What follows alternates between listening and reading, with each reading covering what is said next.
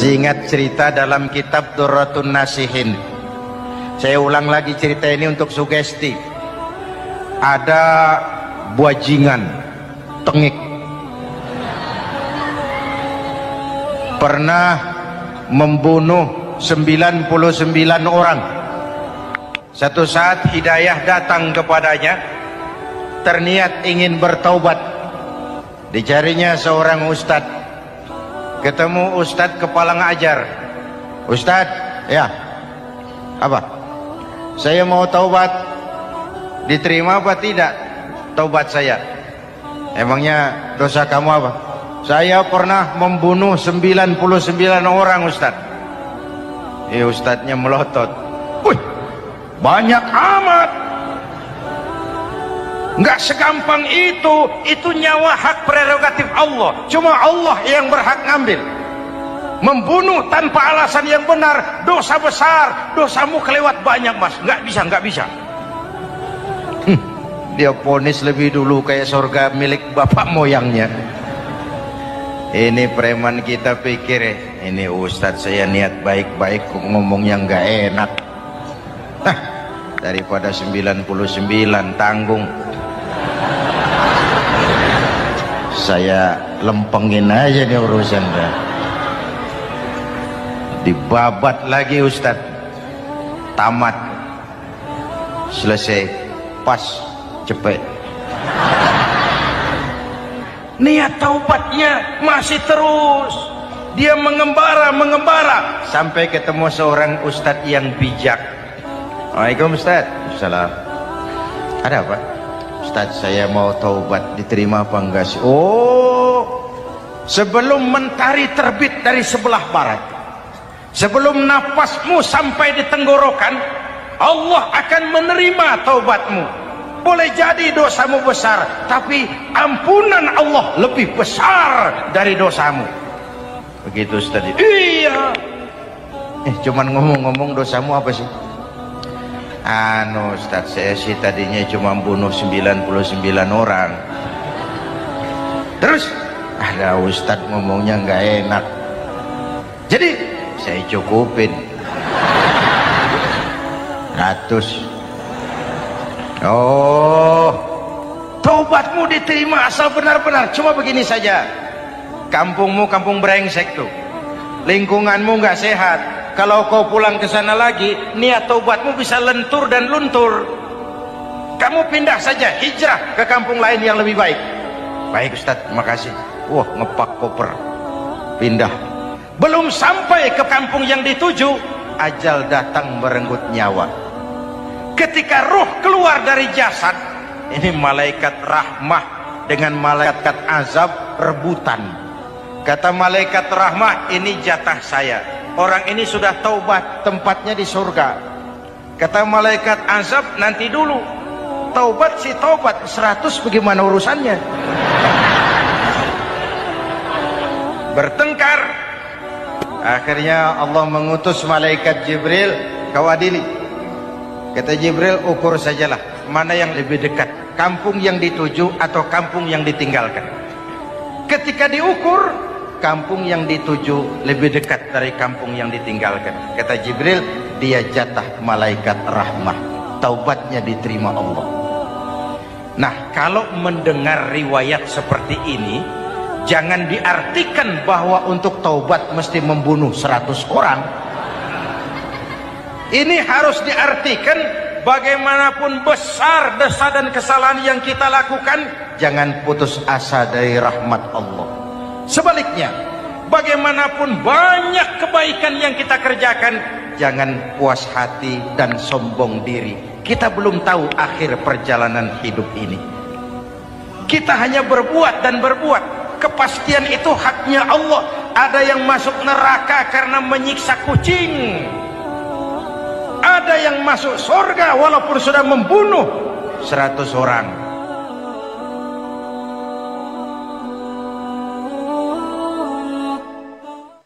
Belum pernah Allah menciptakan makhluk seindah manusia, sesempurna manusia. Belum pernah. Itu di Ragunan makhluk Allah puluhan ribu. bandingin nama kita, bagus mana?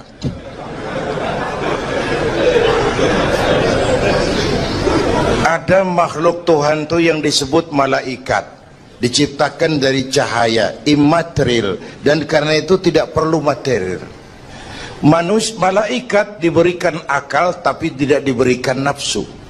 Kalau malaikat selalu benar, nggak istimewa. Kalau malaikat nggak pernah salah, wajar. Nggak ada yang bikin mereka salah. Material nggak perlu, seksual nggak perlu, sama duit budek, sama perempuan kagak open. Malaikat. Sebaliknya ada makhluk Allah yang namanya binatang, diberikan otak tapi tidak diberikan akal. Mereka hanya diberi nafsu. Sapi kalau dia ngelihat rumput, nggak usah nanya ini rumput halal apa haram, nggak usah. Ayam jago kalau sudah datang syahwatnya, nggak usah nengok ini banyak orang apa enggak, nggak usah. Dan itu wajar binatang. Nah yang ketiga kita manusia, makhluk paling kompleks, diberi akal, diberi nafsu. Tiap hari sejak bangun tidur sampai tidur kembali terjadi pergolakan perjuangan antara bisikan akal dan nafsu. Kadang akal menang, kita naik jadi malaikat, cuman potongannya manusia. Kadang nafsu menang, kita turun lebih kayak binatang, bahkan lebih rendah daripada binatang, lebih buas daripada binatang. Buas-buasnya sapi, makanannya cuma rumput. Manusia kalau sudah buas itu aspal, kabel telepon, minumnya solar,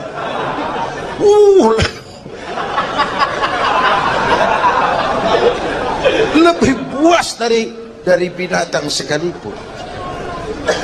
Agar akal bisa mengendalikan nafsu, Allah menurunkan agama, bukan menghilangkan, mengendalikan, mengatur. Manusia tanpa nafsu bukan manusia. Manusia nafsu melulu, kebo.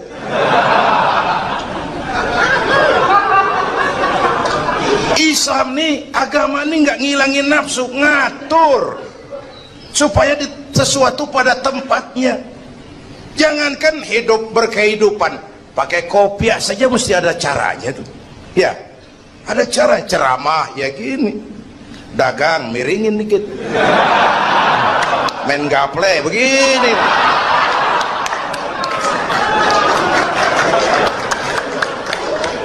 Mau pakai kopiah aja ada cara aja tuh.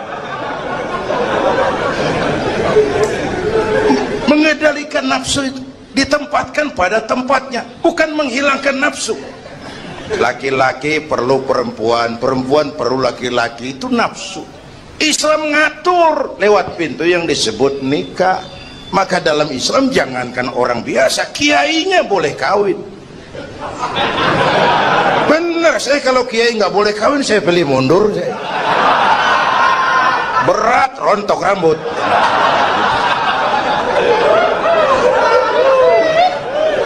Ngatur. Saudara-saudara hadirin yang saya hormati, jadi ternyata di sini bukan perjalanan terakhir, bahkan ini harus jadi titik awal ke depan, menata hari esok yang lebih pasti dan lebih baik. Pertama, jangan pernah terniat kita akan kembali ke sini lagi.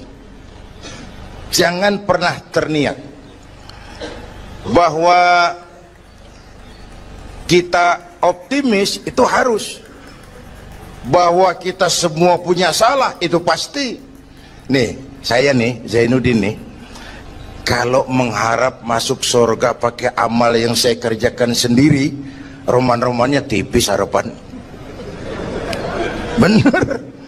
Sholat saya berapa banyak saya tahu, sedekah saya berapa duit saya tahu, sholat saya berapa banyak saya tahu. Terus saya baca sejarah, Nabi Adam dosanya atu, makan buah khuldi. Nabi Adam dosanya atu, dikeluarin dari surga.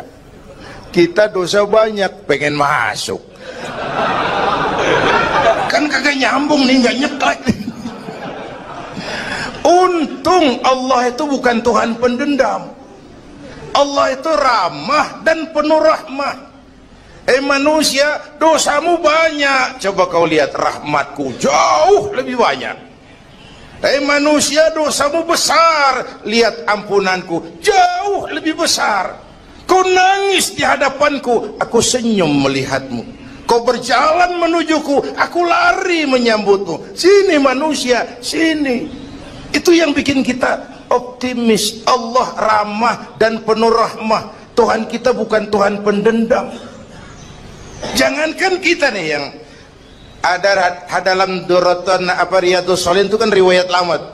Ada mbahnya bajingan, tengik lagi.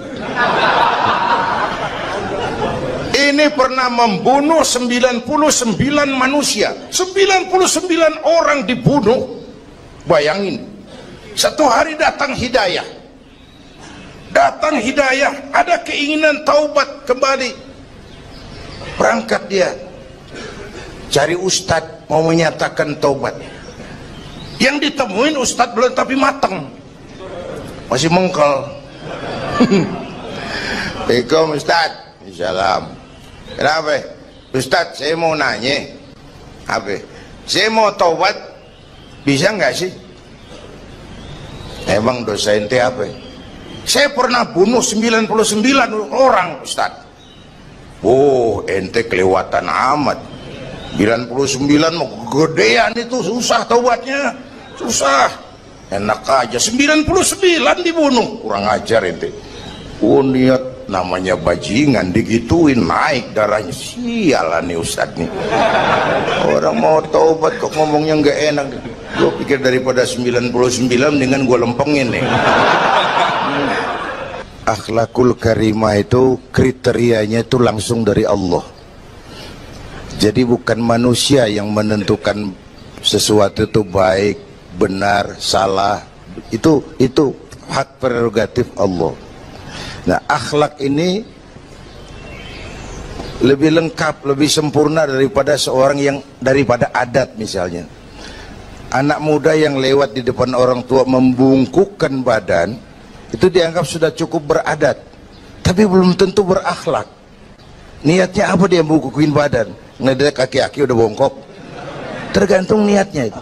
Secara adat dia sudah beradat, tapi belum tentu berakhlak, bergantung motivasinya. Oleh sebab itu dalam Islam akhlak itu 3. Pertama, akhlak kepada Tuhan. Ini yang terpenting dan ini pondasi.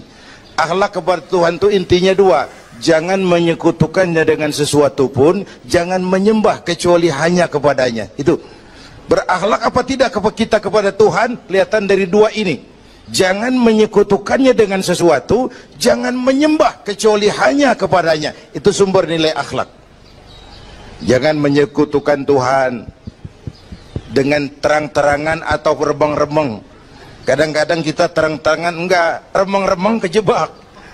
Gue entak pakai cincin ini nih, tuh cincin dah. Gue entak pakai cincin ini nih. Jangan anak perawan, nenek-nenek lihat gue lemes. Nenek-nenek ya lemes. Nah, jangan menyembah kecuali hanya kepadanya. 1. Yang kedua, akhlak kepada sesama. Baik sesama muslim, non muslim, dan seterusnya. Yang ketiga, akhlak kepada lingkungan. Dia mau pohon ini kan kita harus berakhlak. Sama air kita harus berakhlak. Satu saat kampung saya banjir, saya ngomong sama engkong saya, "Kong banjir kong." Kata engkong saya, "Biarin, bukan salah air." Habis salah lo. Salah kita bagaimana? Lah lo tempat air lo tempatin. Yang punya tempat datang dia kagak ngerti, ini tempat gua di sini ngapain ada lo banjir. Artinya apa? Di Jakarta ini kita nggak ngasih tempat buat air, pantas dong dia ngayap kemana-mana. Al-Quran mengajarkan wa tilkal ayyamu nudawiluha bainan nas. Hari itu kami putar di antara manusia. Tidak ada yang tetap. Segalanya pasti berubah. Sehingga para filosof bilang yang tetap adalah perubahan. Yang tetap adalah perubahan. Ada saat datang, ada saat pergi. Ada hari dilantik, ada saat menyerahkan jabatan. Ada saat berdiri, ada waktunya duduk. Semua datang dan pergi silih berganti. Dalam proses perubahan itu sering terjadi pergeseran nilai. Ya Bu?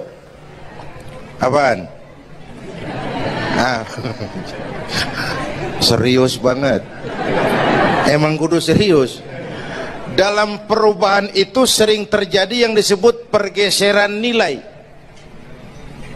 Sebab apa? Sebab Al-Quran sudah memberikan indikasi. Kalla innal insana la yatgha ar-ra'ahus taghna.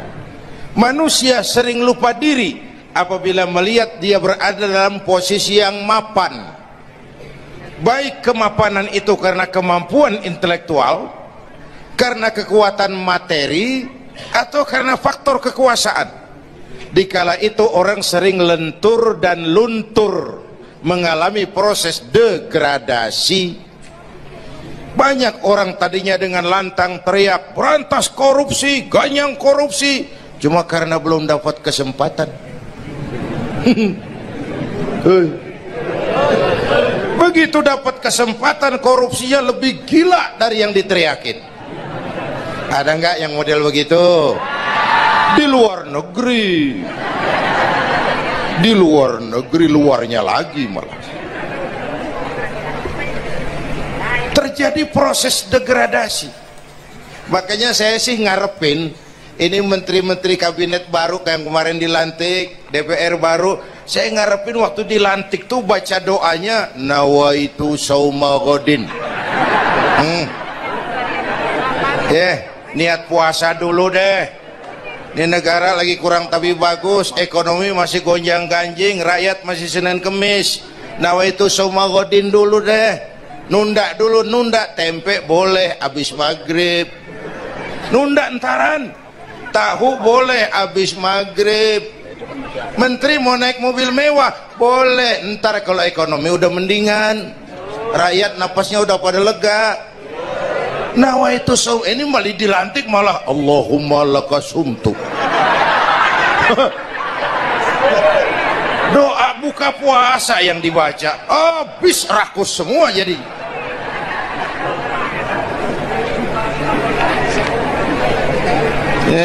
Dengerin ngikutin senturi ya, ban bingung kita. Siapa yang nanggung jawab ini? Yang jawab banyak banget, yang nanggung kagak ada. Bener nih, yang jawab semua jawab pakai jurus bekelit. Yang nanggung kagak ada. Nih ujung-ujungnya saya khawatir kayak lagu Bengawan Solo, akhirnya ke laut. Kalau udah ke laut udah kagak ada yang ngurusin, dah ribet urusan.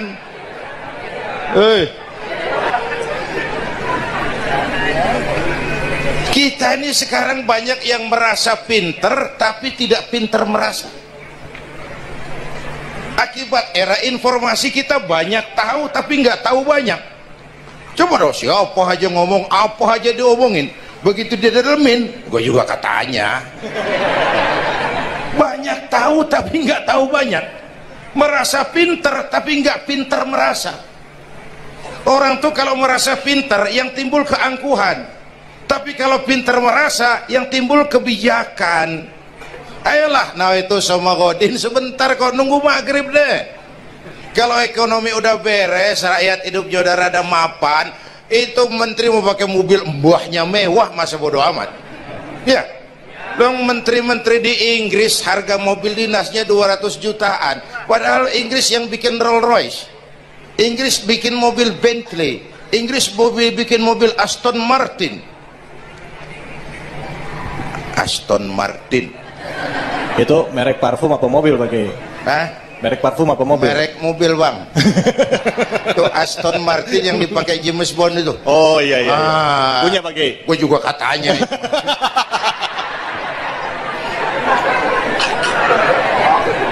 Lah mobil menterinya harga 200 jutaan. Menteri-menteri Malaysia pakai mobil Proton Saga, produknya sendiri. Kita 1,3 miliar. Mudah-mudahan mobil dinas baru ini bisa meningkatkan kinerja saya, kata seorang menteri. Dodol. Apa hubungannya mobil mewah sama kinerja? Apa hubungannya mobil mewah sama kinerja? Kalau memang mental bajai, biar naik Mercy juga selandang-selandang nggak karu-karuan. Mental. Dan ini saya mau bicara, kita perlu stabilitas temperatur batin atas terjadinya perubahan yang membawa pergeseran nilai. Kita harus kayak ikan di laut. Ibu tahu ikan di laut? Tahu? Itu katanya ikan di laut udah Kristen semua. Sebab yang paling gedenya paus.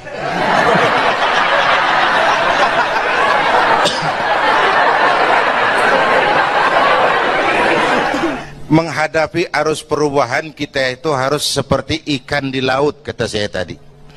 Ikan di laut biar 3 tahun berendam di air asin nggak ikut jadi asin tuh ya. Kenapa? Karena dia hidup. Ikan yang hidup 3 tahun berendam di air asin nggak ikut asin. Tapi begitu dia mati, ikan mati mah bagaimana keadaan? Digaremin asin, diasemin asin, ikan mati. Orang yang jauh dari agama jiwanya mati. Kalau jiwanya mati gampang diasem garemin lingkungan. Dekat sama ustadz kalem kayak ustadz, dekat sama tukang mabok teler aja lagi. Gue sih bagaimana yang nyamper aja gue mah.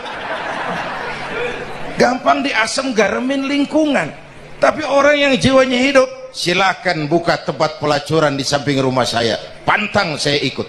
Silakan buka tempat judi di depan rumah saya, nggak bakalan saya ikut. Silakan buka minuman keras di belakang rumah saya, nggak bakalan saya ikut. Jiwanya hidup. Dan jiwa akan hidup kalau agama hidup di hati kita. Kita tidak bisa menghindari perubahan. Kita tidak bisa menghindari arus persaingan. Sekarang ini jangankan dagang, jadi kiai juga kalau nggak sanggup bersaing. Ini bahasa kasar tapi jujur. Curhat. Karena sekarang orang hidup di zaman banyak pilihan. Pergeseran nilai pas. Alif bawah alif depan u a e u mim da semata dalapan talam depan lu mata lu. Berasa. Nah, begitu masuk listrik, rumah pada terang, terjadi pergeseran nilai. Apa yang kita lihat? Televisi main gede-gedean. Ya, ya. Ngaku lu, ngaku. Suara Al-Quran sepi. Jangankan yang baca Barzanji, yang apal sifat 20, yang baca Quran pun sepi. Ini pergeseran nilai. Dulu sosial kontrol tajam Pak, orang peduli sama lingkungan. Dulu, sekarang lu gue. Ya, ya. Dulu kalau ada anak gadis hamil di luar nikah, aib, malu selebar kampung. Sekarang makanan hari-hari. Benar-benar nih. Ibu-ibu lebih menghargai selingkuh daripada poligami. Ayo ngaku, ngaku. Yang bapaknya senyumnya lebar banget nih Pak. Yang bapak. Terjadi pergeseran nilai. Nah, kita ingin pergeseran nilai itu yang positif, bukan yang negatif. Nah, supaya bisa kita harus punya filter. Ini kan abad entertain Pak. Orang pandai membangun pencitraan sekarang ini. Karena rakyat kita, umat kita ini kan sekarang kayak daun kering Pak, gampang dikumpulin, susah diikat, berisik, gampang dibakar. Cepat heran, gampang kagum. Masyarakat mall. Nih ibu-ibu nih, coba asal ada mall baru, rame-rame aja berangkat. Belah sono buka, rame-rame dia ke sono. Kagak belanja. Numpang heran doang. Ke sono heran, kemari kagum. Ini dimanfaatkan oleh ahli entertain, pandai membungkus, membangun opini, membangun pencitraan. Maka kita harus punya filter. menghadapi arus perubahan harus punya stabilitas temperatur batin. Apa konsepsi dasarnya? Agama, Bu. Kekuasaan kalau jatuh ke tangan orang beriman aman. Ilmu kalau jatuh ke tangan orang beriman manfaat. Harta kalau jatuh ke tangan orang beriman manfaat, rahmatan lil. Tapi kekuasaan jatuh di tangan orang yang jauh dari iman, Fir'aun kan dulunya cuman raja bang, cuman kelamaan jadi raja nggak ada yang nandingin, akhirnya lupa daratan ngaku jadi Tuhan. Ana rabbukumul a'la, aku Tuhanmu yang paling tinggi katanya. Dihadapi oleh Musa, dulu mah adu sihir, sekarang kan adu konsep. Itu cuman beda versi aja. Dulu adu sihir, sekarang adu visi dan misi. Polanya sama, begitu orang tuh dikenal dari visi dan misinya. Akhirnya Fir'aun mengangkat diri jadi Tuhan, ditenggelamkan di Laut Merah. Begitu udah cengap-cengap napas sampai tenggorokan baru amantu bi Rabbi Musa wa Harun. Aduh, kalau begini saya juga percaya sama Tuhannya Musa. Udah mau mati. Walaikal maut, gemes banget, dikedukin lumpur, dijubulin, mampus loh. Kemarin kemana udah gini hari baru beriman. Kekayaan kalau jatuh di tangan orang yang jauh dari iman, yang muncul korun, lupa diri, lupa daratan, masuk dalam kategori kalla innal insana la yatgha ar-ra'ahus tagna. Maka dalam pada itu kita bersyukur Majelis Ulama memberikan fatwa yang berkenaan dengan perubahan-perubahan yang terjadi di tengah-tengah kita, supaya kita ini punya pagar, supaya kita punya benteng ada yang kita pegang. Dan yang memberikan fatwa juga Majelis Ulama, bukan seorang tuh, majelis, lalu terdiri dari berbagai macam proses pertimbangan. Nggak sembari ngelamun di bawah pohon jambu tuh nyusun fatwa tuh. Saya perlu sampaikan ini sebab orang kan harus hati-hati. Memang ada hadis, barang siapa yang berijtihad lalu ijtihadnya benar dapat 2 pahala, kalau ijtihadnya salah dia dapat 1 pahala. Manijtahada, man di sini bukan lil itlaq, bukan siapa saja, barang siapa lalu siapa saja, nggak beres urusan. Barang siapa yang memenuhi persyaratan untuk berijtihad lalu dia berijtihad, itu yang kalau salah dapat 2, kalau salah dapat 1, kalau benar dapat 2. Jadi manijtama'a fihi syurutul ijtihad, bukan man lil itlaq lalu siapa saja boleh berijtihad lalu lahir fatwa yang aneh-aneh. Tetapi sungguh pun demikian, fatwa Majelis Ulama itu tidak bersifat mengikat. Ini yang bijaksananya. Tuh, dalam Al-Quran Pak, Bu, balik lagi ke ceramah nih. Dalam Al-Quran Allah itu maha bijaksana. Kapan? Coba. Kalau surga disediakan untuk orang yang tidak punya dosa, sepi surga. Ya, nih, ayo jujur nih, ada nggak yang kagak punya dosa di sini? Nggak ada. Untung Allah bilang apa? Wa amma man sakulat mawazinuhu fahuwa fi 'isyatir radiyah. Orang yang timbangan kebaikannya lebih berat dari timbangan La ilaha illallah, bahwa tidak ada Tuhan yang perlu disembah selain daripada Allah subhanahu wa ta'ala. Ini hakikatnya merupakan inti daripada ajaran rasul-rasul terdahulu. Kenapa? Seluruh rasul bersumber dari satu sumber yang sama, yaitu dari Allah subhanahu wa ta'ala. Maka prinsip ajaran ketuhanan yang mereka bawa tentu saja sama. Nabi Adam mengajarkan la ilaha illallah, Nabi Nuh mengajarkan la ilaha illallah, cuma tentu sambungannya Nuh Rasulullah. Nabi Ibrahim mengajarkan la ilaha illallah, Ibrahim Rasulullah. Nabi Musa mengajarkan la ilaha illallah, Musa Rasulullah. Bahkan Nabi Isa mengajarkan la ilaha illallah, Isa Rasulullah. Dan Nabi Muhammad mengajarkan la ilaha illallah, Muhammadur Rasulullah. akhlak manusia kepada Allah dengan menanamkan tauhid. Jadi kalau ingin berakhlak yang benar kepada Allah, jaga tauhid, pegang teguh akidah. Saudara-saudara kaum muslimin rahimakumullah, lawan daripada tauhid adalah kufur. Kufur bisa dua, bisa kufur iman, bisa kufur nikmat. Kufur itu sifatnya, kafir itu orangnya. Ada orang kufur iman, dan ini merusak akhlak kepada Allah subhanahu wa ta'ala. Kufur iman itu kadang-kadang bentuknya syirik, orangnya disebut musyrik. Kufur iman itu kadang-kadang bentuknya nifak, orangnya disebut munafik. Kufur iman itu kadang-kadang bentuknya riddah, orangnya disebut murtad. Ini merupakan jenis daripada kufur-kufur iman dan tergelincirnya manusia daripada akhlak kepada Allah subhanahu wa ta'ala. Benar, di zaman sekarang kita tidak menyembah berhala. Memang di zaman sekarang kita tidak menyembah patung. Iya, kita tidak berkeyakinan Tuhan lebih dari satu. Tapi kadang-kadang akhlak kita kepada Allah sering lentur dan luntur, sering bergoyang dan tergoncang, sering kena erosi dan polusi. Bahwa kita tidak menyembah Latta, Uzza, Manat dan Hubal seperti masyarakat jahiliyah dahulu, memang.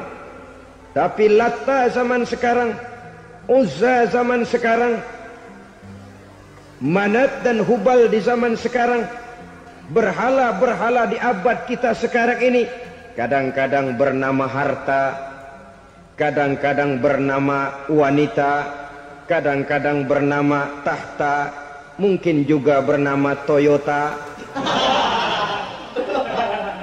Sesuatu yang lebih kita agungkan daripada Allah, menjelmalah dia menjadi berhala-berhala di zaman kita sekarang ini. Manakala kita di kantor sudah lebih takut kepada kepala bagian kita daripada kepada Allah, maka Tuhan kita barangkali adalah kepala bagian kita. Manakala kita sudah lebih takut kepada manusia daripada kepada Allah, bergeserlah akhlak kita kepada Allah, mengagungkan manusia dan menomorduakan Allah. Maka di zaman sekarang akhlak kita kepada Allah sering kena erosi, sering kena polusi. Mungkin karena sulitnya lapangan kerja, tingginya tensi ekonomi, persaingan hidup yang makin tajam, sulitnya mencari lapangan kerja, orang kadang-kadang nekat, sedikit pertimbangan, picik pandangan, mudah melakukan potong kompas, sehingga terjadilah perbuatan-perbuatan yang memelencengkan akhlak kita kepada Allah subhanahu wa ta'ala. Kadang-kadang terjebak mempercayai selain daripada Allah. Kadang-kadang terjebak di dalam mengagungkan yang selain daripada Allah lebih dari yang seharusnya. Terkenalah akhlak kita kepada Allah jaringan-jaringan erosi dan polusi.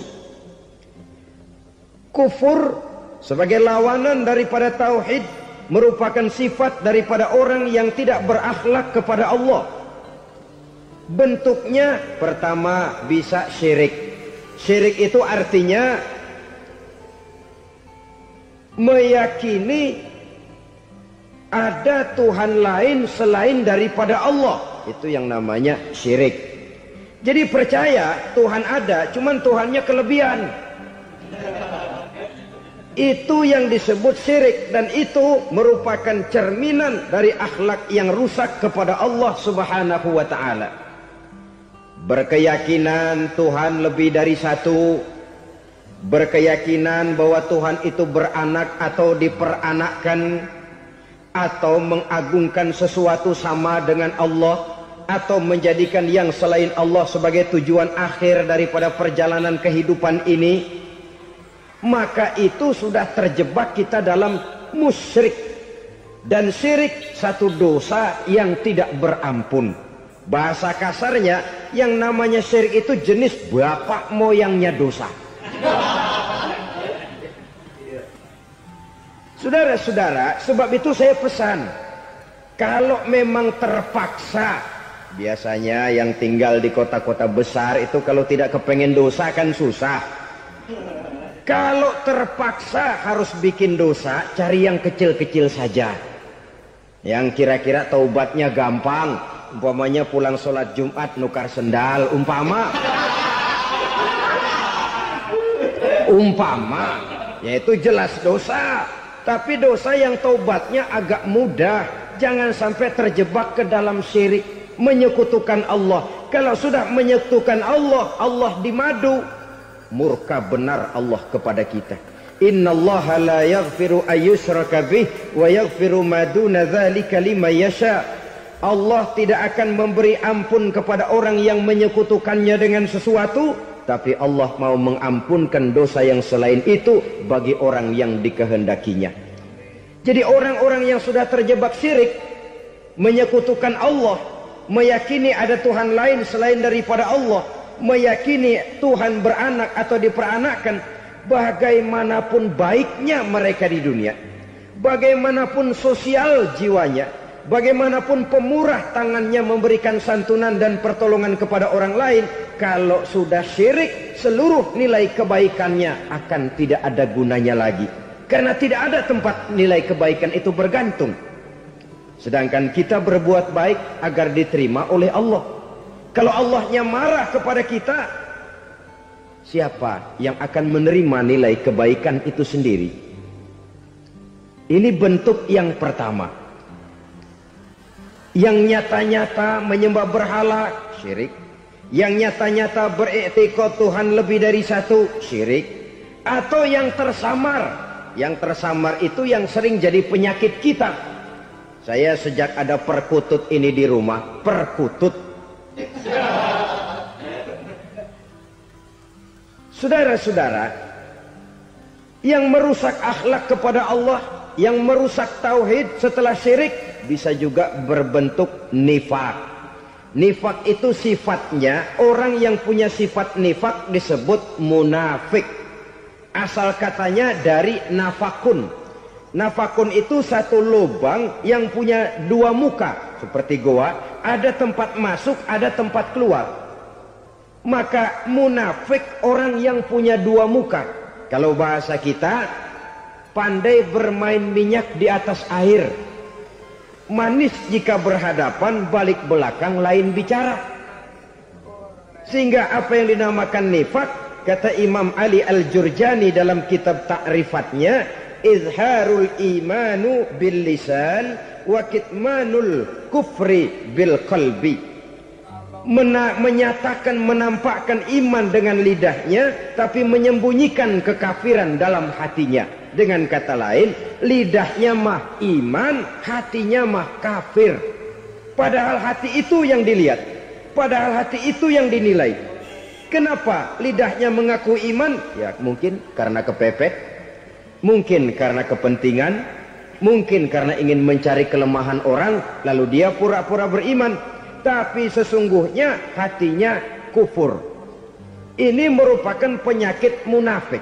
Dan terus terang, menghadapi orang munafik jauh lebih berat daripada menghadapi orang kafir. Kenapa? Munafik ini kan musuh dalam selimut. Mau dibilang musuh nyata-nyata, apalagi di zaman Rasul ya, ketika periode Madinah, berat sekali menghadapi orang munafik. Mau dibilang kafir, kalau ketemu assalamualaikumnya medok juga. Mau dibilang mukmin, di belakang ngegerundel, nyari-nyari penyakit, nyari-nyari lantaran, mencari-cari gara-gara. Kalau kafir jelas kafirnya, kalau musyrik jelas musyriknya. Tapi munafik, di depan kita dia mengaku beriman, di belakang kita dia caci maki kita. Maka demikian rupa watak orang munafik, Allah benci betul. Sampai dalam Quran orang munafik itu divonis innal munafiqin fid darkil asfal minan nar. Orang-orang munafik di dasar jurang neraka yang paling bawah, keraknya neraka. Saudara-saudara kaum muslimin rahimakumullah. Sebab munafik sangat berbahaya. membahayakan umat, membahayakan agama. Di depan kita mereka ngaku pura-pura beriman. Kalau pidato luar biasa, memuji agama setinggi langit, menampakkan seolah-olah dia orang yang dekat dengan agama. Saudara-saudara, agama penting, agama mutlak. Tapi yang ngomong begitu agamanya apa? Remeng-remeng. Cuma sekedar lipstick, cuma sekedar dekorasi, cuma sekedar kamuflase buat ngibuli orang lain. Dia mengaku beragama, mengatakan agama mutlak, menganggap agama penting, seolah-olah memperhatikan benar tentang tatanan kehidupan beragama, tapi sebenarnya di hatinya tidak lebih berkecamuk penyakit-penyakit kufur. Maka sifat munafik ini termasuk menodai tauhid, artinya merusak akhlak kita kepada Allah Subhanahu wa ta'ala. Sifat yang ketiga yang juga merusak akhlak kita kepada Allah dinamakan riddah. Riddah itu sifatnya, orang yang punya sifat riddah disebut murtad. Murtad keluar dari Islam. Keluar dari Islam tentu tadinya di dalam Islam. Oleh satu perbuatan dia bisa menjadi murtad. Misalnya tadinya dia iman benar kepada Allah, tapi melarat. Kadang-kadang sehari masak, 3 hari libur. Akhirnya oleh kesulitan ekonomi dia tidak kuat. Ada yang menawarkan kebaikan, dibawain supermi, dibawain obat-obatan, diberikan beras. Goyah imannya. Keluar dia dari Islam, ikut agama orang yang memberikan pertolongan kepadanya, memilih kesenangan sebentar dengan mengorbankan kebahagiaan yang kekal. Maka orang semacam itu riddah sifatnya, murtad orangnya, keluar dari Islam. Dan yang menyebabkan kita murtad bukan cuma orang nyata-nyata memproklamirkan diri keluar dari Islam tapi lalu mengikuti agama orang lain. Bukan cuma itu, mengakui ada Rasul lagi sesudah Nabi Muhammad bisa menyebabkan kita murtad. Mengingkari nikmat Allah bisa menyebabkan kita murtad. Meyakini semua agama benar bisa menyebabkan orang menjadi murtad. Meragukan kesempurnaan dan kelengkapan Al-Quran bisa menyebabkan orang jadi murtad. Mengingkari sunnah bisa menyebabkan orang menjadi murtad. Banyak hal-hal yang bisa mendatangkan penyakit riddah dan membuat pelakunya menjadi murtad. Dan ini menodai akhlak kita kepada Allah Subhanahu wa ta'ala. Itu tadi kufur iman, saudara-saudara. Nyata-nyata mengingkari Allah, baik dalam bentuk syirik, nifak, ataupun riddah. Kufur yang kedua dinamakan kufur nikmat. Apa itu kufur nikmat? Sitru nikmatil mun'im au ya'malu fi mukhalafatil mun'im. Menutup-nutup nikmat Allah, atau melakukan perbuatan yang menentang, bertentangan dengan kehendak yang memberikan nikmat. Jadi kufur nikmat pertama, nutup-nutupin Tuhan. Tuhan jalingin. Duit lu banyak amat, dari mana? Gua kerja. Lalu kerjanya nomor 1. Orang yang berakhlak kepada Allah, dia akan menjawab, kamu uangnya kok banyak, dari mana? Rizki dari Allah. Caranya, saya kerja. Kerja itu cara, rizki itu dari Allah datangnya. Bukankah di zaman sekarang kita sering terpeleset? Ini merupakan cerminan dari rapuhnya akhlak kita kepada Allah Subhanahu wa ta'ala. Karena usaha saya memang, karena saya peras keringat banting tulang, tentu. Tapi sadarkah kita bahwa sepanjang yang bisa kita lakukan cuma berusaha, peras keringat banting tulang?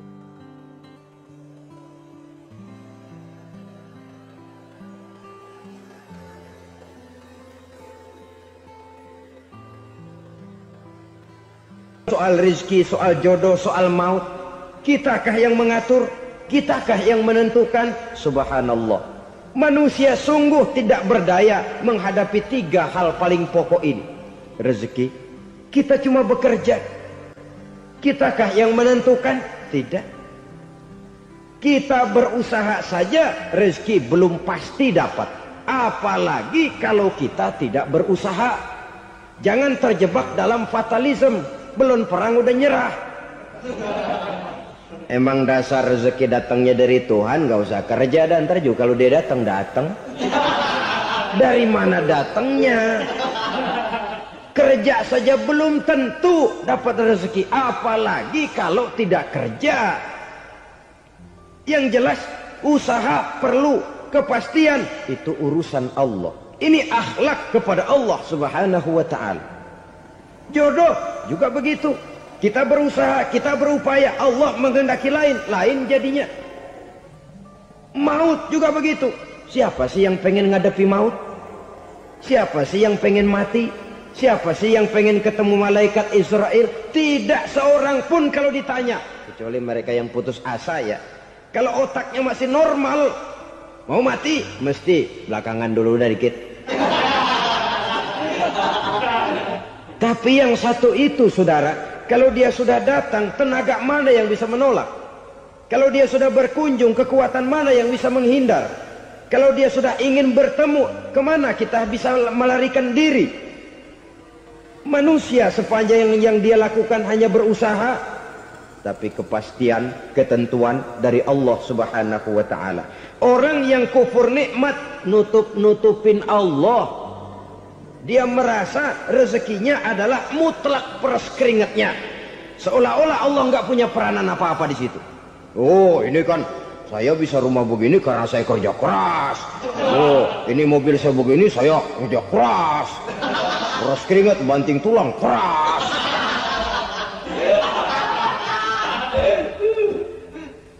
Saudara-saudara kaum muslimin rahimahkumullah. Jadi menutupi Allah. Akibatnya nanti kalau dia berhasil, Allah ketutupan. Kalau dia gagal, orang lain dicaci maki, dicari kambing hitam. Kambing hitam kan mahal. Karena orang sering cari-cari kambing hitam. Jarang orang mau jujur kalau bertemu kesulitan lalu mencari sebab pada dirinya sendiri. Yang paling enak ya nyalain orang. Lo begitu. Orang lain yang paling enak kita salahin. Au ya'malu fi mukhalafatil mun'im, atau dia melakukan sesuatu yang tidak sesuai dengan kehendak yang memberikannya nikmat. Diberikan kita tangan, mulut sih nggak berhenti. Terima kasih Tuhan, alhamdulillah saya dikasih tangan. Cuma nih tangan enteng mat nabokin orang mulu. Itu sudah mukhalafatul mun'im, bertentangan dengan kehendak yang memberikan nikmat. Diberikan harta, mulutnya mah basah. Terima kasih Tuhan, alhamdulillah dikasih harta. Tapi pelitnya minta ampun. Kikir, koret, medit.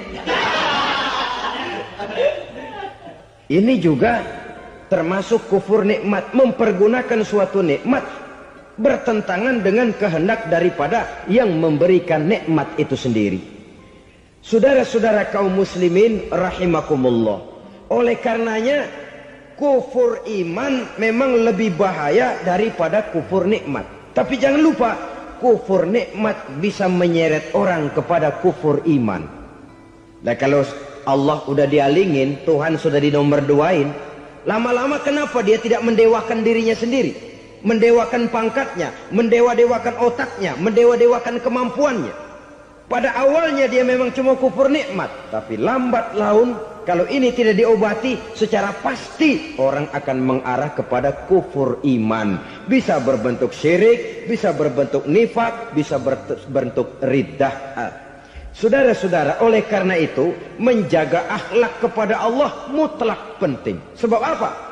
Kita tidak berakhlak kepada manusia saja, kita dikucilkan dari pergaulan. Kalau kita tidak berakhlak kepada Allah, dikucilkan oleh Allah. Hadis qudsi menyatakan, man lam yashkur ala na'mai wa lam yasbir ala balai falyakhruj min tahtis samai falyatlub rabban siwaya. Kata Allah, siapa orang yang tidak mau bersyukur terhadap nikmat yang aku berikan kepadanya dan tidak mau sabar terhadap ujian yang aku berikan kepadanya, falyakhruj min tahtis samai, persilahkan saja keluar dari kolong langitku. Wal yatlub rabban siwaya, tolong cari Tuhan lain selain daripada aku. Murka Allah, diusir, cuman gak kedengeran aja. Siapa yang tidak mau syukur terhadap nikmatku, siapa yang tidak mau sabar terhadap ujian yang aku berikan kepadanya, persilakan keluar dari kolong langitku ini, cari Tuhan lain selain aku. Nah, langit Tuhan yang punya, Tuhan kita lawan, diusir dari kolong langit, mau pindah ke kolong mana?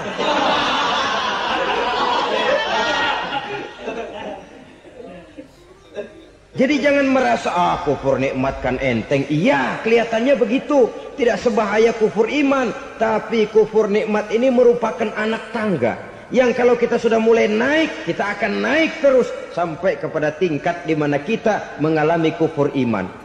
Kalau sudah ke sana, maka akhlak kita kepada Allah terkenalah erosi, terkena polusi, hancur akhlak kepada Allah, dan itulah sumber kesengsaraan abadi. Kalau cuma kita tidak berakhlak kepada manusia, barangkali resikonya cuma kehidupan di dunia ini. Mungkin juga ada kehidupan akhirat. Tapi kalau sudah tidak berakhlak kepada Allah, dunia akhirat kita rugi dan celaka. Maka pada kesempatan ini saya mengajak, marilah jaga baik-baik akhlak kita kepada Allah. Satu kali kita bertauhid, sampai mati kita bertauhid. Satu kali la ilaha illallah, jangan tergelincir lagi kita keluar daripada kalimat itu. Satu kali kita bertuhankan Allah, jangan bertuhan yang lain selain daripada Allah. Jangan sekutukan Allah, jangan samakan Allah dengan sesuatu, jangan mengangkat yang lain sama agungnya dengan Allah. Sebab dengan demikian kita seolah-olah sudah mengotori akhlak kita kepada Allah Subhanahu wa ta'ala. Saudara hadirin yang saya hormati, jadi oleh karenanya akhlak kita kepada Allah merupakan basis daripada kehidupan beragama. Kalau itu sudah mulai rapuh, mulai terkena erosi dan polusi, mulai rusak, dikhawatirkan nanti nilai ibadah kita kepada Allah juga akan turut ambruk karenanya. Saudara-saudara kaum muslimin rahimakumullah, tugas yang kedua, memperbaiki akhlak manusia kepada sesama manusia. Kita tahu Islam sesuai dengan namanya adalah agama damai. Maka akhlak manusia kepada sesama manusia menempati porsi yang penting dalam kehidupan beragama. Bagaimana seorang muslim bergaul, bertata krama terhadap sesama manusia. Mari kita lihat lebih jauh persoalannya. Untuk memudahkan pembicaraan dari kacamata agama, kita kelompokkan saja manusia itu dalam dua. Pertama yang seiman, dan yang kedua yang tidak seiman. Yang tidak seiman itu kita sebut saja kufur atau kafir. Nah, kepada yang kafir pun kita diajarkan untuk berakhlak, apalagi kepada yang memang nyata-nyata seiman, sekeyakinan, seakidah. Kemanapun Islam datang, ke negara manapun ia masuk, ia tidak menaburkan kerusakan. Jadi tidak benar kalau orang pernah itu menggambarkan, saking sentimennya seorang orientalis pernah menggambarkan Nabi Muhammad di tangan kirinya Quran, di tangan kanannya pedang, menggambarkan seolah-olah Islam dikembangkan dengan kekerasan. Sebenarnya tidak sama sekali. Kalaupun dalam sejarah perkembangan Islam pernah terjadi perang, maka perang dalam Islam sesungguhnya, apabila kita amati sejarahnya, bukan untuk memaksakan agama, karena memang agama tidak bisa dipaksakan, tetapi justru untuk mempertahankan agama dari segala macam hambatan, rintangan, hinaan dan fitnahan. Tapi kemanapun yang jelas Islam masuk, dia tidak pernah membuat kekacauan, kerusuhan ataupun penghancuran. Candi Prambanan bahkan dipugar, gereja-gereja tidak ada yang dihancurkan oleh umat Islam. Kenapa? Islam agama damai. Soal agama, soal lakum dinukum waliyadin, la ikraha fid din, qad tabayyana ar-rusdu minal ghayy. Tidak ada paksaan dalam beragama, sebab nyata yang benar dengan yang tidak benar. Belum pernah ada orang kafir masuk ke perkampungan orang Islam lalu dikejar-kejar, diteriakin kafir, kafir, sunatin.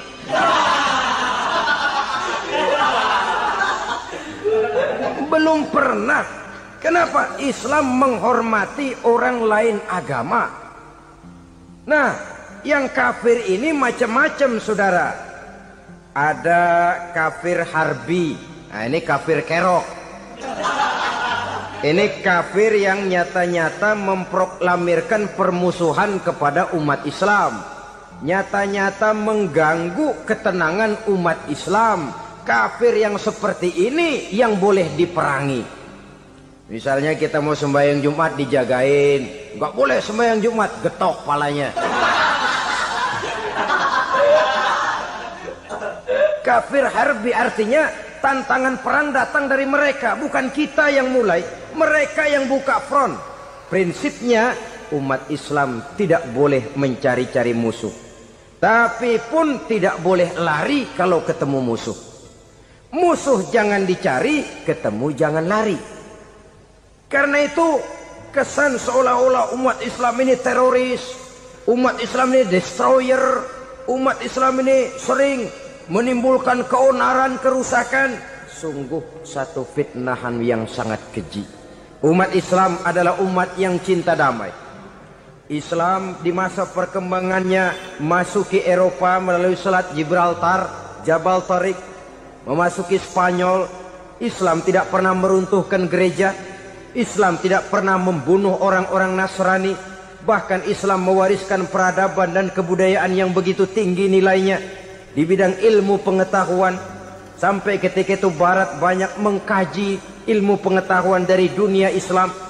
Buku-buku berbahasa Arab diterjemahkan ke bahasa Yunani, dipelajari oleh para cendekiawan di negeri Barat sana. Mereka mengambil manfaat yang banyak dari masuknya Islam ke Eropa.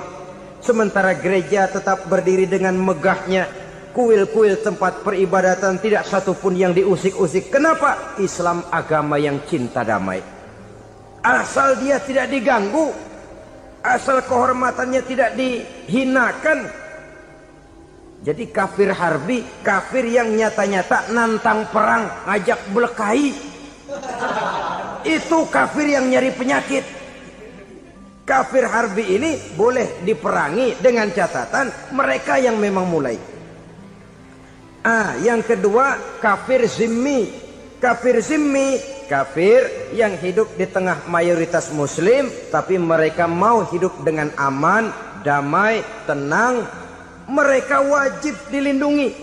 Bahkan Nabi pernah memberikan satu jaminan, man aza zimmiyan faqad azani.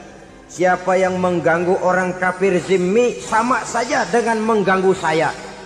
Kehormatannya dijaga, harta bendanya dilindungi, anak istrinya pun dilindungi. Dan ini jadi kenyataan. Saudara bisa lihat di negara-negara yang mayoritas penduduknya beragama Islam, orang-orang kafir di luar Islam hidup dengan tenang, aman, damai. Di Saudi Arabia, di luar tanah haram, di luar Mekah dan Madinah, banyak orang-orang kafir mencari nafkah. Mereka tenang, aman, dilindungi undang-undang. Begitu di Mesir, begitu di negara Indonesia yang berdasarkan Pancasila ini. Kehidupan beragama menimbulkan gairah, rukun, tenang, aman, damai, sepanjang tidak saling ganggu, tidak saling usik, menghargai orang yang sudah beragama, tidak menjadikan penganut suatu agama sebagai sasaran dari dakwah agama lainnya. Saudara-saudara kaum muslimin rahimakumullah. Jadi memang oleh Al-Quran kita dianjurkan asyidda 'alal kuffar ruhama bainahum. Tegas kepada orang kafir, kasih sayang kepada sesama muslim. Tapi tegas bukanlah berarti marah-marahan, bukan berarti musuh-musuhan, bukan ngajaki perang. Tegas dalam arti punya garis tentang kehidupan beragama, lakum dinukum waliyadin. Soal kehidupan sosial, mari kerjasama. Bangun jalan, ayo rame-rame. Siskamling, mari bebarengan. Bikin puskesmas, mari sama-sama. Tapi kalau sudah soal agama, itu tidak perlu ada toleransi agama. Yang perlu toleransi antar umat beragama. Kalau umatnya mau kerjasama silakan, tapi tidak menyangkut soal ibadah. Jangan kerjasama di bidang ibadah. Itu kerjasama yang salah pasang, saudara-saudara. Sehingga dengan demikian toleransi adalah menyangkut kehidupan antar umat beragama. Sedangkan agama sendiri punya coupling yang nyata. Sehingga dengan demikian tegas kepada orang kafir dalam arti kita punya satu kepribadian. Tidak ngambang.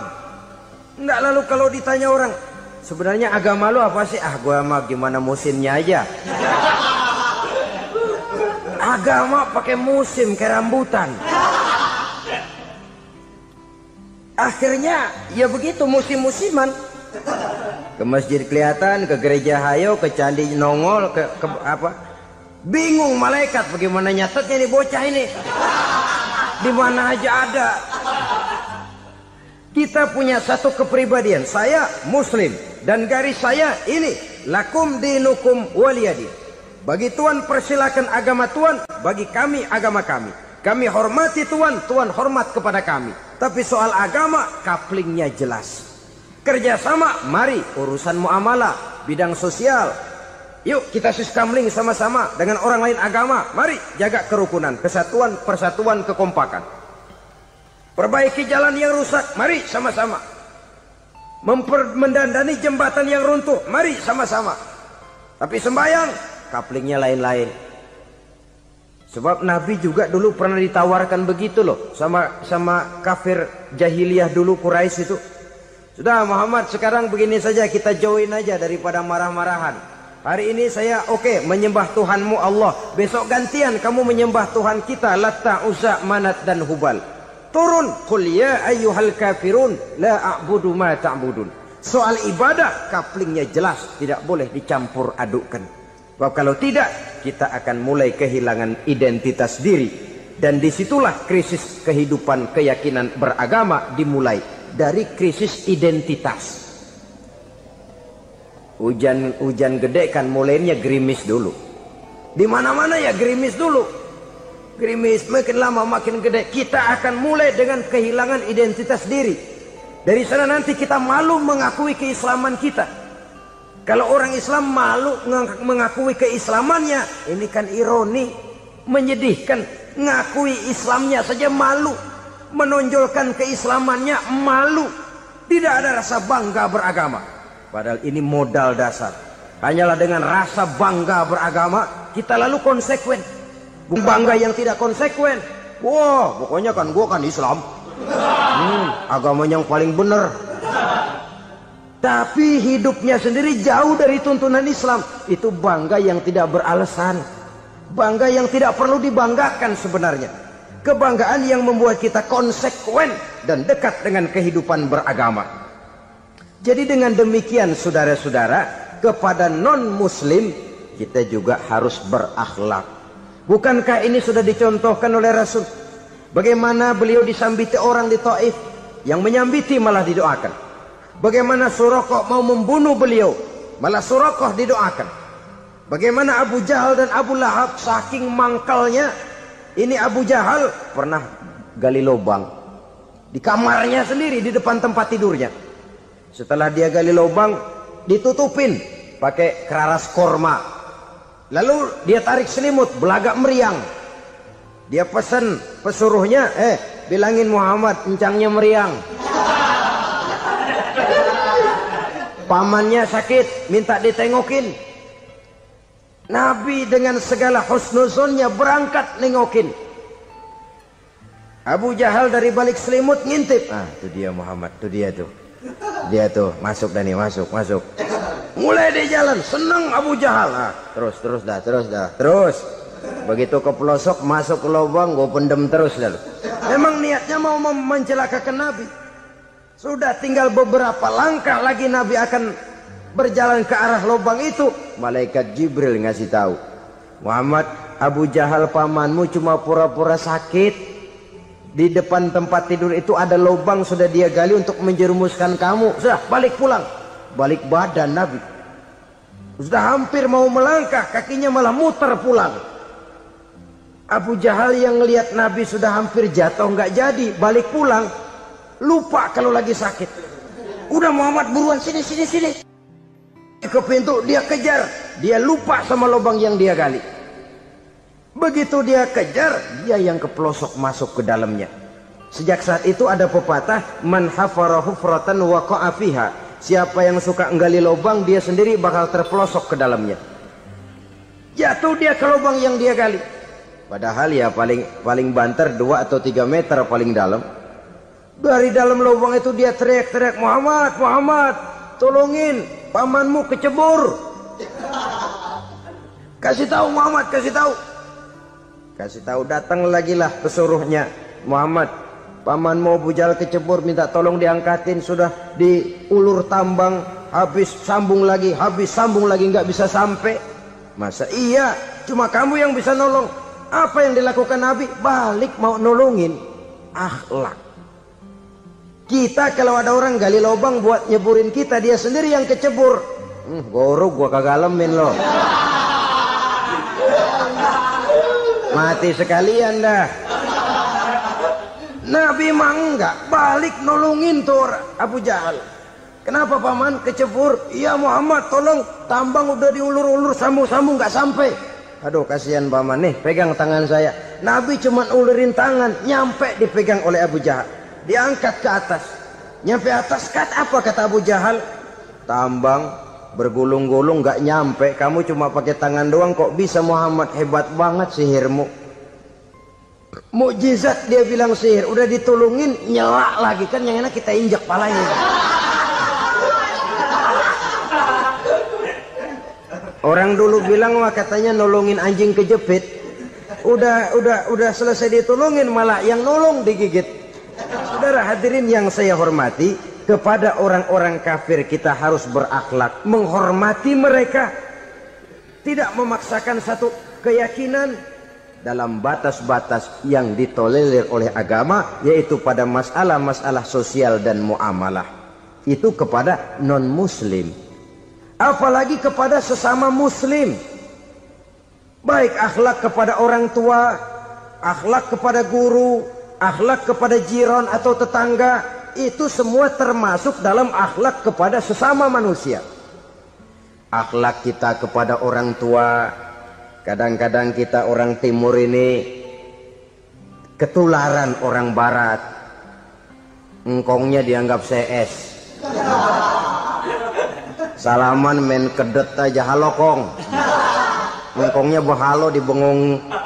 Saudara-saudara kaum muslimin rahimakumullah, akhlak yang tua kepada yang muda, akhlak yang muda kepada yang tua, kepada jiran dan tetangga, kepada sanak famili dan handai tolan, pendeknya kepada sesama muslim. Tetangga ada haknya, ada hak tetangga yang kalau kita berakhlak itu harus dipenuhi. Contoh kecil, kalau saya beli radio, itu saya dong boleh berpikir, ini radio saya beli pakai uang saya setel di rumah saya, sekeras-kerasnya ada apa sama orang lain? Radio gua, yang beli gua pakai duit gua, gue setel di rumah gue, ada urusan apa sama orang lain? Itu kalau menurut saya. Tapi tetangga sebelah saya kan bisa juga ngomong begitu. Mata gue, yang ngantuk gue tidur di rumah gue, kenapa suara radio lu masuk kemari?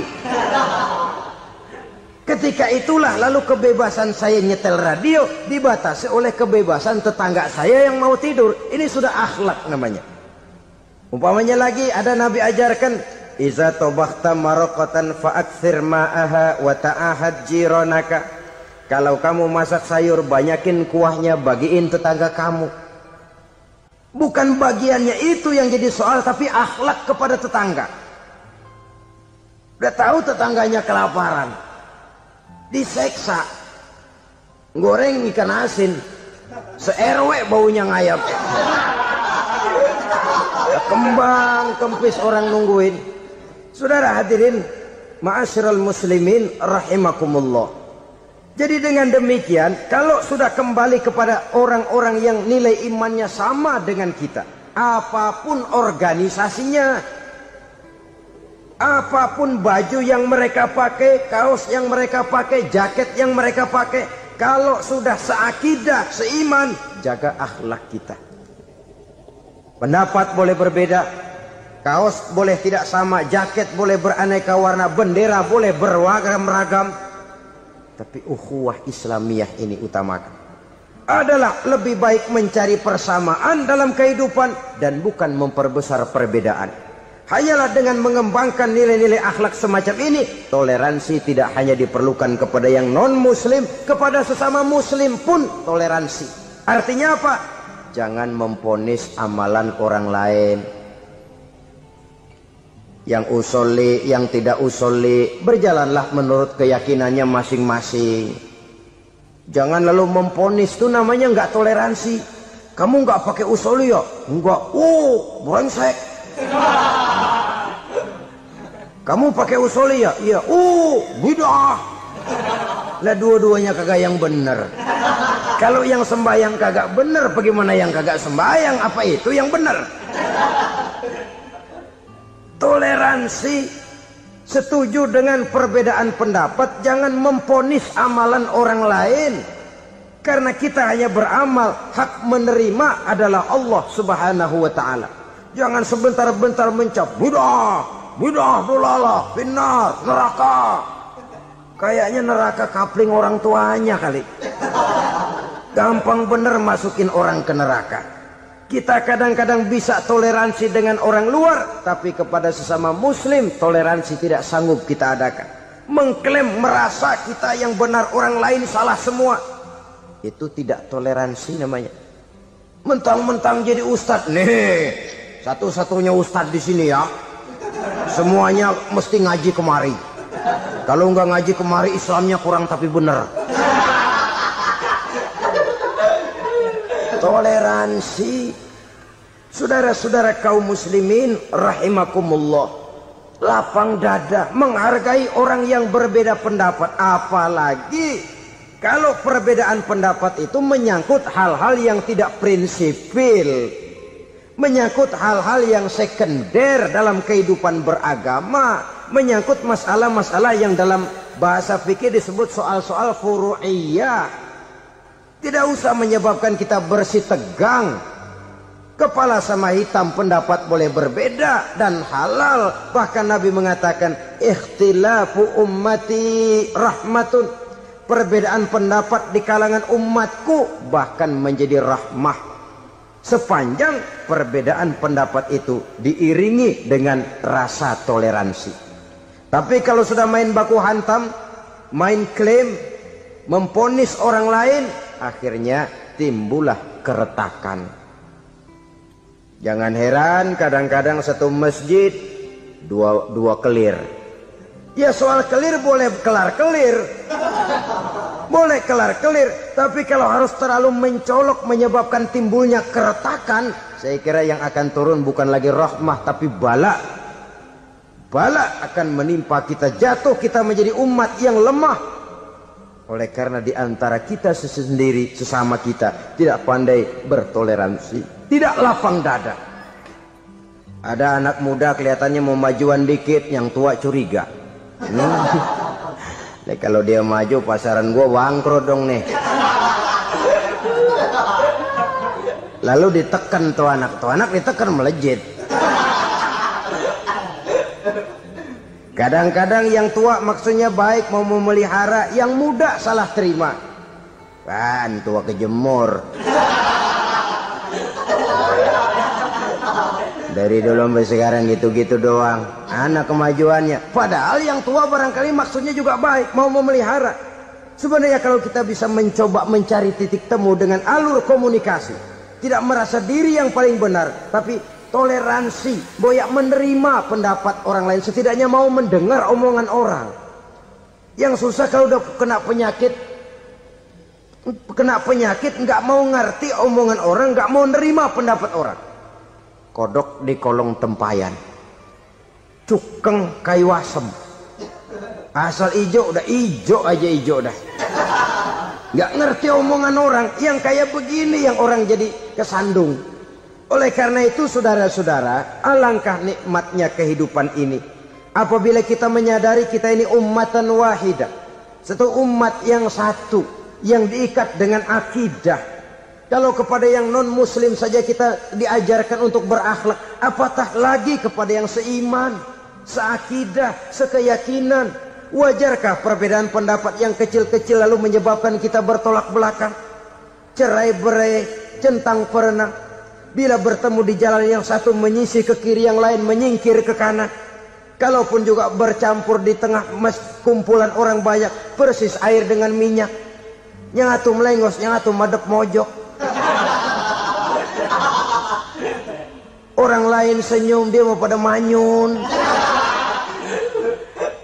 Saudara-saudara kaum muslimin rahimakumullah, realita ini walaupun tidak enak, pahit, tapi masih hidup di sebagian masyarakat kita.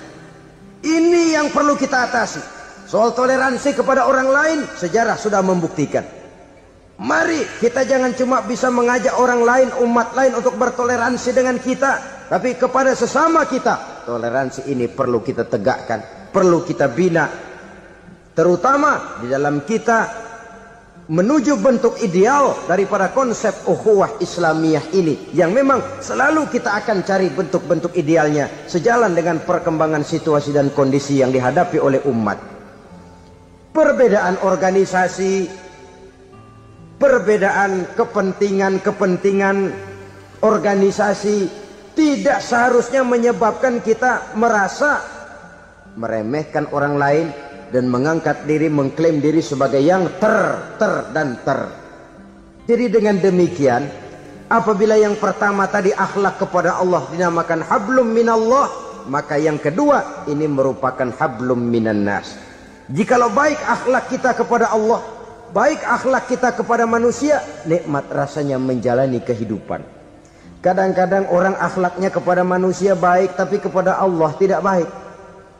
Hormat sama yang tua, menyayangi yang muda, sama tetangga rukun, tapi sama Tuhan nggak mau sujud.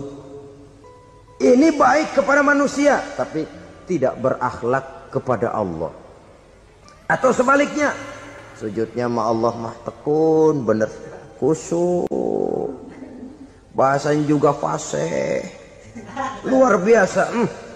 Tapi sama manusia sombong, takabur, ujub, merasanya dia doang yang paling benar. Sebab iblis itu ya, itu kadang-kadang datang lewat hati, dan memang selalu markasnya di situ. Kalau dia tidak bisa menggoda kita dengan yang lain, dia tumbuhkan sifat ujub. Dia bisikin, wah memang di kampung ini yang paling banyak ibadahnya ente, yang lain mana, lihat tuh kerocok semua. Lalu di hati orang itu tertanam sifat iya ya. Nah, tatkala iya ya, dia sudah terkena serangan iblis. Akhirnya apa? Orang lain diremehin. Asalnya kagak mau sembahyang aja diajak salaman udah najis aja dah. Ketemu juga mukanya ditekuk 4. Akhirnya bukan ngajak malah ngenyek, ngina. Lah orang dihina makin jauh, makin tidak tersentuh. Bukan cara itu yang diajarkan oleh Rasul. Bahwa orang tidak mau sholat, tugas kita mengajak. Soal dia tidak sholat, itu dosa dia kepada Allah. Saudara-saudara kaum muslimin, ujub disuntikkan oleh iblis ke dalam hati kita. Sujudnya kepada Allah benar, tapi akhlaknya kepada sesama manusia merasa paling benar sendirian, merasa orang lain salah semua. Pokoknya kalau di luar lingkungannya udah kagak bener aja udah bahaya. Saudara-saudara, ini juga penyakit yang disuntikkan oleh iblis. Sebab iblis itu tipu dayanya luar biasa, strateginya lihai. Makin tinggi kualitas iman, ya makin berat upaya iblis untuk menjerumuskan kita. Karenanya saya mengajak, marilah kita bertoleransi. Baik kepada non-muslim, lebih-lebih lagi kepada sesama muslim yang kebetulan berbeda baju, berbeda kaos, berbeda organisasi, lain bendera yang dibawanya.